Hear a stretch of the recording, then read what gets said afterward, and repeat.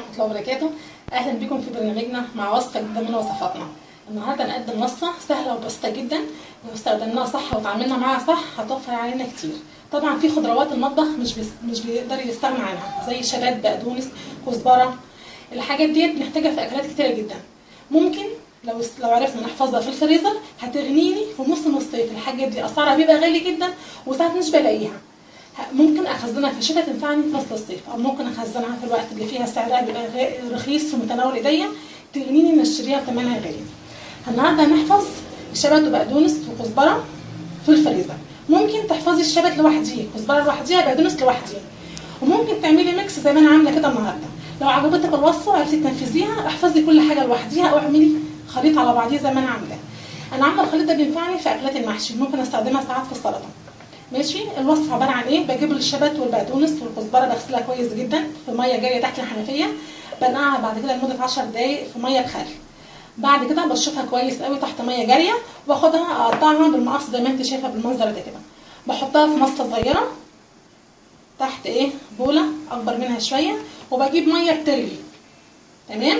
واجيب الميه بتغلي اروح كباها على الخضره، اتاكد ان الميه وصلت لكل الخضره اللي عندي. خلاص بالمصفى كده، واحاول انزل في الميه اللي بتغلي. مفيش 3-4 دقايق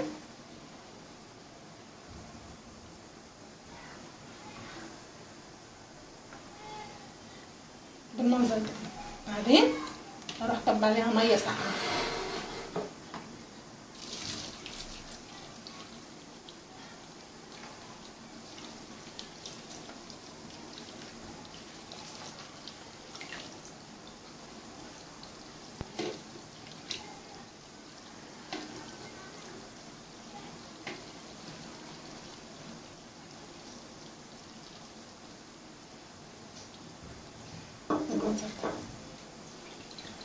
اسيبها تتصفى كويس قوي.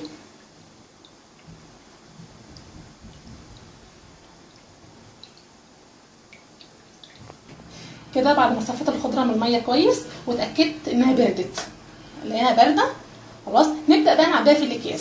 عايزه الفت نظرك لحاجه، حطيت الميه الساقعه عليها، الميه الساقعه من الثلاجه عشان بتحافظ لي على لون الخضره اخضر بالمنظر ده كده.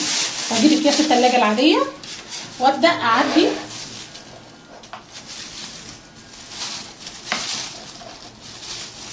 على قد الكميه اللي هستخدمها.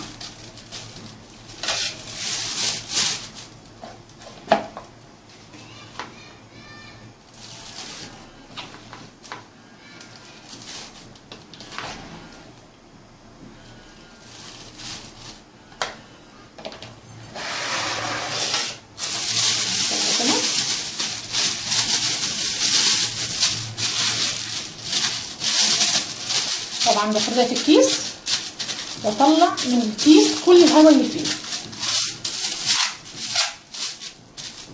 اضغط على الكيس جامد كده وانا بتاكد ان مفيهوش هواء خالص. واروح بالمنظر ده كده واشيله في الفريزر. وقت الاستخدام بطلعه، بفك الكيس واسيبه دقيقتين بالظبط لغايه ما اتاكد ان التلج فك، واروح مستخدمها في الاكله او الوصفه اللي هعملها. اتمنى ان اكون افدتكم النهارده.